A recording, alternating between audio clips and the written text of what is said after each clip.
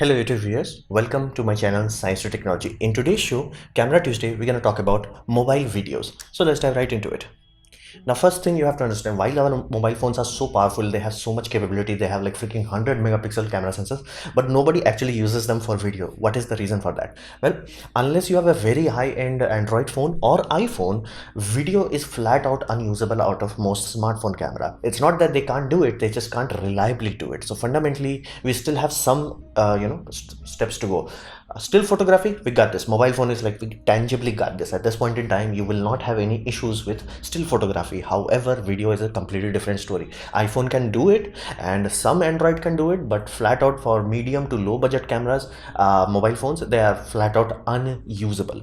Now, what's the reason for that? Well, simply their auto modes sucks. Now Android has no incentive to actually polish the hardware they release, so fundamentally every manufacturer says, let's release this model, let's release the next model, let's release the next model. They just keep releasing new things rather than polishing the system. So that's why fundamentally don't even expect like these companies gonna improve. So what's happening because of this? Well, your autofocus ends up with an issue where autofocus algorithm in a mobile phone, modern mobile phone, as in released in around 2018 to 2020, it's good enough where it can lock autofocus, but for some reason nobody has fine-tuned the app in such a way where it's like, okay, you lock the autofocus, relax. No, it's like, I lost autofocus. Am I sure about this? Am I not sure about this? Am I sure about this? Are we sure? Are we actually sure? Like, it keeps hunting, and because of the small sensor size and small lenses involved compared to a full frame camera, the focus breathing is idiotic. Basically, you can literally say it's like literally that's the easiest way to tell whether somebody has recorded it on a GoPro or a Handycam or mobile phone. It will keep breathing, like literally it's very noticeable, and it's very jarring because your framing keeps changing. It's like, am I going closer, am I going farther? So like fundamentally it looks bad, like it really feels bad.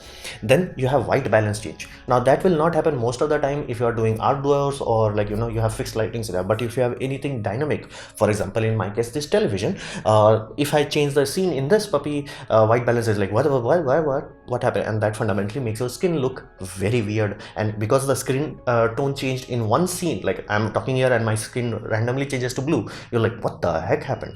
So white balance change is another issue.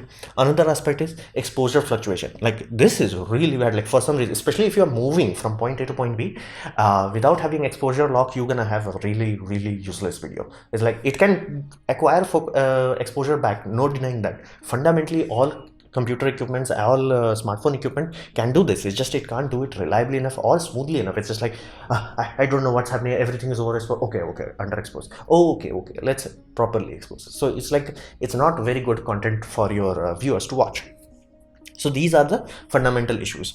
Now please, for the love of God, if you want to do anything on YouTube or for any reason, do not try to use vertical mode. It does look cool, but it's just a cool factor, but it's not that practical. Tangibly not that practical. So these are the problem with mobile phone, especially low budget Android videography. So what can you do? Well, app is your solution. So if you do not need this, if your default camera app have lot of manual option. What manual option we are talking about? First, autofocus lock, or maybe even like a freaking slider that allows you to do manual focus. That would be good. Or just like, you know, at the moment of like starting video recording, it focuses and then it does nothing to it. Awesome, that's far more better because of the shallow depth of field is not that extreme in mobile phones. You can literally go in and out of focus and nobody would notice. It's like, that's why Handycams had a good autofocus from very early on. They were using small sensors. So if you have good manual mode, that's your solution. Go there, manualize everything as you can. Like ISO, lock that puppy down. Exposure, lock that down. Everything, just lock that damn thing down. Now what if you don't have? Most likely most cheap cameras don't have good manual mode. So what can you do? There are a lot of apps available. However, be mindful one thing, because of the fragmentation, because of the different processor availability, different core architectures, you can literally end up a scenario where I cannot say take this app and enjoy. No, like I can say one app works for this person, another app works for this person, and if they try to use each other's app, it will you know, basically not work, fundamentally not work. So you have to have this in mind. So if I suggest some camera app and you're like, dude, that does not work, that's a useless app, for you, for everyone else it may have worked, otherwise it would not be on the top page of basically app store. So fundamentally be mindful of that, relax, and you have to be like, it's a kind of tedious thing, but you have to do this. So you need to test many apps for manual control fundamentally. Now manual control is key here. Now there are two options that I have tried and I have good result with HCam 2 free, and another option is OpenCam 2. That's also very good. And in these things you can go really deep, as in like you can control the frame rate as in like shutter speed, you can control the shutter speed, you can control the ISO, you can get full control. At that point in time you can truly use this as a video camera. Now again, autofocus is the one thing that you have to give up most of the time on a cheap camera phone. But if you have some camera phone that is like really good at autofocus, but exposure is like it's like you're like, okay, just auto lock. Now I fundamentally enjoy HCam 2 simply because it has one button where like once you see set up the shot, press the lock button, it's like okay, autofocus, auto functions locked. I'm like, awesome, nothing more, just like just relax, just auto mode, just relax. So fundamentally really good options you can have this. And people have like even in iPhone there are some apps that are really good, because iPhone is a locked ecosystem, so to get there you have to go through so many validation.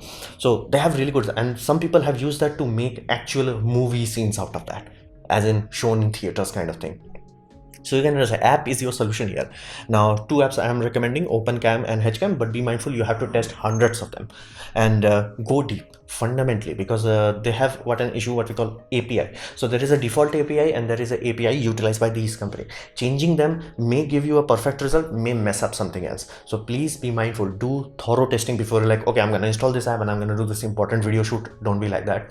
Test your things out thoroughly, spend some time, like dedicate some time before I start making YouTube video, before I start making videos for whatever lectures, college lectures or things of that nature. Spend some time. Okay, I'm gonna lay down some, like let's say, few hours just to test things, because you could have weird issues.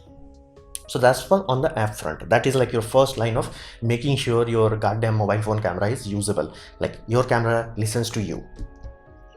Then we come to another aspect, because fundamentally the sensor is very small, it needs a lot of light fundamentally, because again, even if you buy a small sensor, basically interchangeable lens camera, the smallest you can tangibly buy nowadays is micro four third. It's huge compared to a mobile phone. Like your 4 mobile phone sensor will fit inside that puppy. So fundamentally it's huge. Now don't even dare comparing that puppy to a full frame sensor, because it's huge, fundamentally huge. It's like almost like 4 full frame sensor will equal to a mobile phone. So there's a tangible loss of light. Fundamentally nothing can be done about it. It's physics based. So what can you do? You can add light to compensate for it. The best example I have ever seen about this is from Draw with Jazza. Like the channel is now at this point in time 10 years old, and I have been following it when I used to be an artist, and he had a very low level Logitech webcam. Like again, there was not that many options. Now webcam was good, but like people were like, whoa man, your footage is like really good. Like, and this is not everybody is like buying Sony A5000 and things like that and having HDMI output. No, this is way before that. How the heck he was achieving such a good quality? He had giant softbox, like giant light, like the lights that people use for video shoots, he was using that, and the result was night and day difference. Like fundamentally you can take any okay camera and make awesome output if you add lights. So go bonkers on the light. Like if you are truly doing this as a serious thing, a serious indoor thing, have some money allocated, like okay, I'm gonna spend this money on the lights. You cannot compromise on this puppy. Fundamentally you have to do this.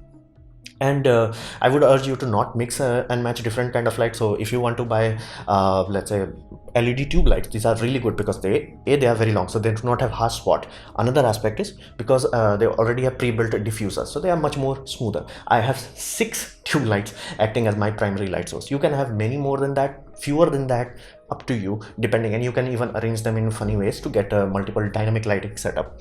That's up to you, but do not try to mix multiple types of lights. So if you have tube, try to have one brand of tube. They generally have similar kind of LEDs, so they will look okay. Because if you have different tonality of LED lights coming out of it, it's like it's gonna tone your skin very weirdly. Now we come to audio aspect. Now audio aspect, you have to know that it's a 60% of the video. It's not 50, it's flat out 60, because if people can't hear it, their brain has to double process it. The moment the brain goes into double process, it fundamentally creates a unethical. It feels odd. It's like feels off. So fundamentally you have to get the audio right. Thankfully it does not matter the quality of microphone, it matters how close that is. Basically I can have this Zoom H1N that I'm using. It's like barely this far apart from me, and it's good. It's everything is right. What will happen if I put this there, like on top of my camera phone? Same equipment, but because of the distance it will be 10 times worse. So fundamentally keep the microphone as close as possible. That's why people spend money for lavalier microphones, because that's like freaking here. That's a really good. You can even have that that will be even better. And some people have figured out how to use Bluetooth headsets as a microphone. It's not the greatest, but it's much better, much cleaner, as in like at least the audio comes in clean. It's loud and clear. That part is there, not high quality but clear, loud and clear. So you can use that. And if you're like, hey, I want to use a professional wireless system, you can use that. If your phone, especially low end mobile phones, still have audio jacks, you can buy a 3.5 mm jack to headphone adapter. Basically it's a voice splitter, and you can buy this for 35 rupees or something like $1 or something like that, and you can plug any professional equipment into this. And there are some companies that are releasing dedicated hardware for mobile phone, although I would urge you to stay away from that, because like again, they're limited to mobile phone. I like to buy something that I can use on my camera equipment and mobile phone. So I would go with this splitter. Again, it's cheaper. So this is one solution. Now all the things that I talked about, they are very basic level. I have seen way too many kids starting to make YouTube videos and they have not laid down this basic. Like there are many advanced tricks you can do to really, you know, get awesome quality, but this is just to get you started. This is level 1.